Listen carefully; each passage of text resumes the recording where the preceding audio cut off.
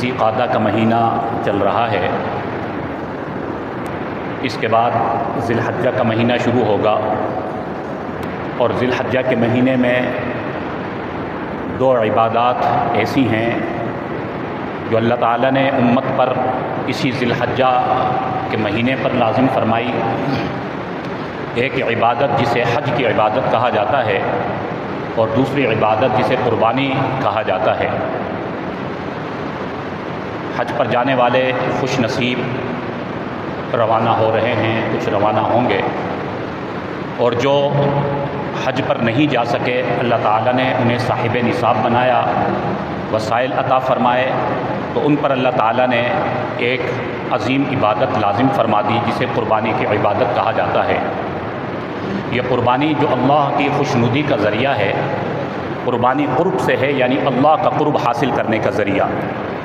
جو اخلاص کے ساتھ اللہ کی رضا کے لیے قربانی کرے گا، اللہ کا قرب حاصل کر لے گا، اللہ تعالیٰ اس سے راضی ہو جائیں گے۔ لیکن اس میں اخلاص ضروری ہے۔ قل ان صلاتی و نسکی و محیای و مماتی للہ رب العالمین۔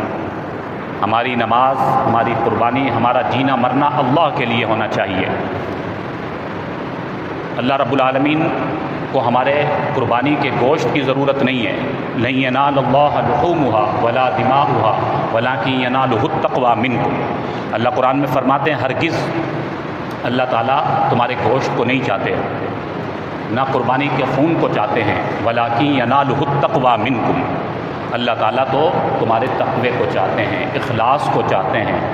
تو جو یہ قربانی کا عمل آ رہا ہے، یہ عظیم عمل ہے، اللہ تعالیٰ کو راضی کرنے کا ذریعہ ہے، اللہ کا قرب حاصل کرنے کا ذریعہ ہے۔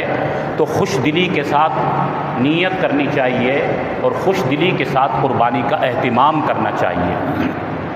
اور یہ قربانی ایسا عمل ہے، اللہ رب العالمین نے ہر امت پر اسے لازم فرمایا۔ کتابوں میں لکھا ہے ہر امت پر یہ قربانی لازم تھی، لیکن مختلف انداز اور مختلف طریقوں سے۔ اس امت پر تو اللہ کا یہ فضل ہے کہ اللہ تعالیٰ نے ہم پر قربانی لازم فرمائی، اس کا گوشت استعمال کرنے کی اجازت ہے، ہم قربانی کریں اللہ کے لیے، اور وہ ساری فضیلت اور عبادت اور اس کی تمام اس کا ثواب حاصل کر لیں، لیکن وہ گوشت پھر بھی ہمارے لیے حلال ہے، ہم استعمال کریں، اس کی کھال ہم اپنے غرباء کو استعمال کروائیں۔ کتابوں میں لکھا پچھلی امتوں پر جو قربانی لازم ہوا کرتی تھی، وہ قربانی کا گوشت وہ استعمال نہیں کیا کرتے تھے۔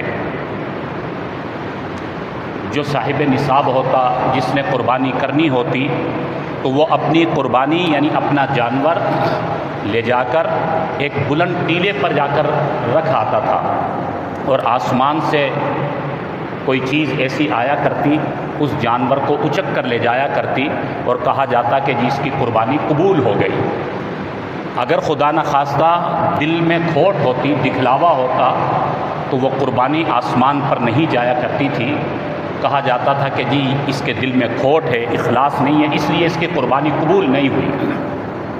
لیکن اللہ تعالیٰ نے اس امت پر دو احسان فرمائے قربانی کے معاملے میں۔ ایک تو اللہ تعالیٰ نے اس امت کے فرد کے اخلاص اور اس کی نیت کا پردہ رکھ لیا۔ خدا نخواستہ کسی کی دل میں کھوٹ ہے، ریاکاری ہے، دکھلاوا ہے، وہ رسوائی سے بچ جائے گا۔ وہاں تو سب کو پتہ چل جاتا تھا کہ اس کی نیت صاف نہیں ہے، لیکن یہاں پر اللہ تعالیٰ نے پردہ فرما دیا۔ خدا نخواستہ نیت میں ایسی بات آ گئی تو بھی وہ معاملہ اس کا اور اس کے اللہ کا معاملہ ہے، دوسروں کے سامنے وہ رسوا ہونے سے نہیں بچ جاتا ہے، اللہ تعالیٰ نے اس کا پردہ فرما دیا۔ اور دوسرا، پچھلی امتیں وہ گوشت استعمال نہیں کر سکتی تھی، لیکن اللہ نے اس امت پر یہ احسان فرمایا کہ یہ گوشت بھی استعمال کر سکتے ہیں۔ تو یہ اللہ تعالیٰ کا بڑا احسان اور کرم ہے۔ تو ہمیں یہ قربانی اللہ کے حکم کو پورا کرنے کی نیت سے خوش دلی کے ساتھ کرنی چاہیے۔ دل کے اندر بوجھ نہیں رکھنا چاہیے کہ میرا اتنا مال خرچ ہوگا، اب اتنے پیسے لگ جائیں گے۔ یاد رکھیے یہ مال بھی اللہ کا دیا ہوا ہے، اور اللہ ہی کے حکم کو پورا کرنے کے لیے ہم قربانی کر رہے ہیں۔ وہ اللہ قادر ہے، اللہ ہمیں مزید اس سے بڑھا کر مال عطا فرمائے گا۔ جو تنگ دلی کے ساتھ قربانی کرتے ہیں وہ اپنے مال کی برکت کو خراب کر لیتے ہیں۔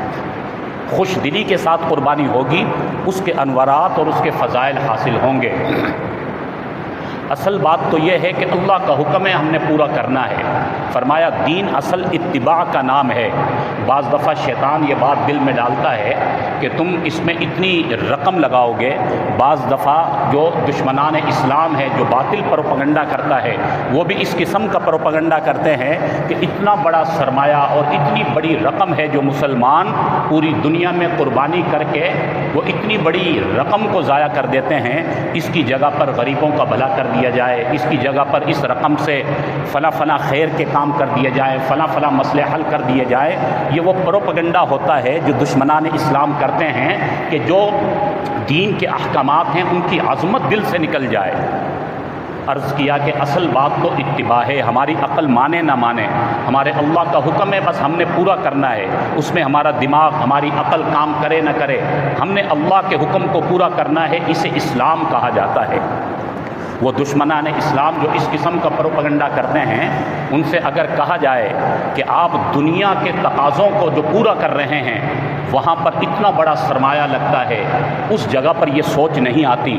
آپ 20,000 کے موبائل میں گزارا کر سکتے ہیں لیکن 1,00,000 کا موبائل جیب میں رکھا ہوا ہے، یہاں پر یہ بات ذہن میں نہیں آتی کہ 20,000 کے موبائل میں گزارا کر کے بقیہ رقم کسی اور خیر کے کام میں، انسانیت کی خدمت کے کام میں لگا دیں، یہاں پر یہ بات ذہن میں نہیں آئے گی۔ اس طرح دنیا کے کتنے تقاضے ہیں جو ایک بہت بڑی ہم رقم لگا کر، بڑا سرمایہ لگا کر دنیا کے تقاضوں کو پورا کر رہے ہیں، وہاں پر یہ بات ذہن میں نہیں آئے گی کہ یہاں پر یہ رقم بچا کر اگر ہم خیر کا کام کر لیتے، انسانیت کی خدمت کا کام کر لیتے، لیکن دین کا حکم پورا کرتے ہوئے شیطان بھی، دشمنان اسلام بھی یہ باتیں دل میں ڈالتے ہیں۔ تو ہمیں اپنا عقیدہ مضبوط رکھنا چاہیے، ذہن صاف رکھنا چاہیے کہ اصل بات ہے اللہ کے حکم کو پورا کرنا۔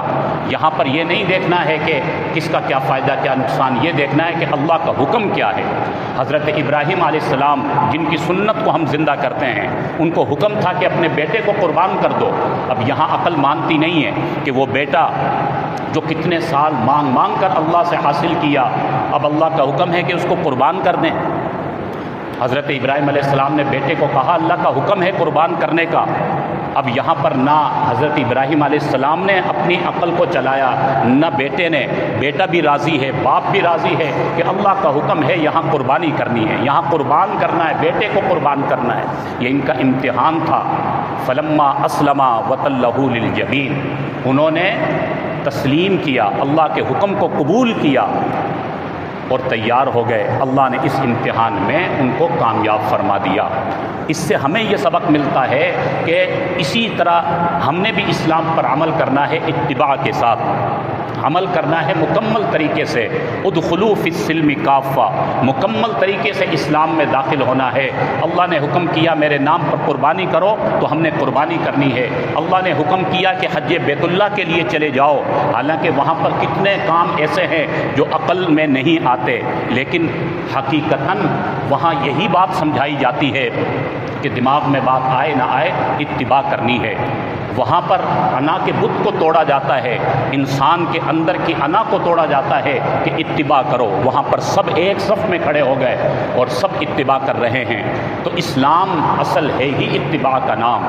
تو اس لیے یہ جو قربانی کا وقت آ رہا ہے یہ بڑا مقدس عمل ہے، اس عمل کے لیے ابھی سے ہم تیاری کریں۔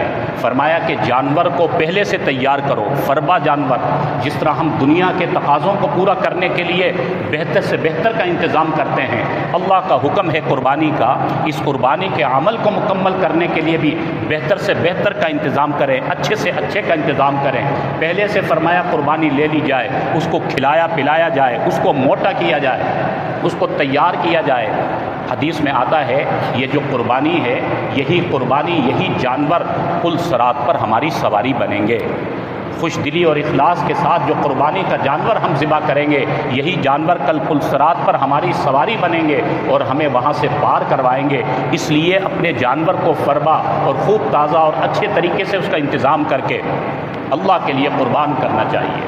تو اس لیے میرے بھائیوں، اگلا جو مہینہ ہے وہ ذی الحجہ کا مہینہ ہے۔ اس میں ہم نے قربانی کا عمل بجا لانا ہے۔ مستقل اس کے فضائل ہیں، انشاءاللہ اس کے فضائل پر اگلے جمعے کو انشاءاللہ ہم وہ احادیث بیان کریں گے۔ تو بس یہاں پر یہ ذہن میں رکھنا ہے کہ ہم نے نیت کرنی ہے اخلاص کے ساتھ، اللہ کی رضا کے لیے ہم نے قربانی کرنی ہے، چاہے شیطان ہمارے دل میں کچھ بھی بات ڈالے، دشمنان اسلام مختلف، کیونکہ سوشل میڈیا کا دور ہے، مختلف قسموں کے نام نہاد جو اسکالر پیدا ہو گئے، وہ مختلف قسموں کے اشکالات، اعتراضات ہمارے دماغ میں ڈالتے ہیں۔ ہمیں ان کی باتوں میں نہیں آنا، ہم نے تو یہ دیکھنا ہے ہمارے نبی کا عمل کیا ہے، قرآن کا حکم کیا ہے، دین ہمیں کیا حکم دے رہا ہے، بس اس پر ہم نے عمل کرنا ہے، اسی میں ہماری کامیابی ہے۔ اللہ رب العالمین ہمیں قربانی کے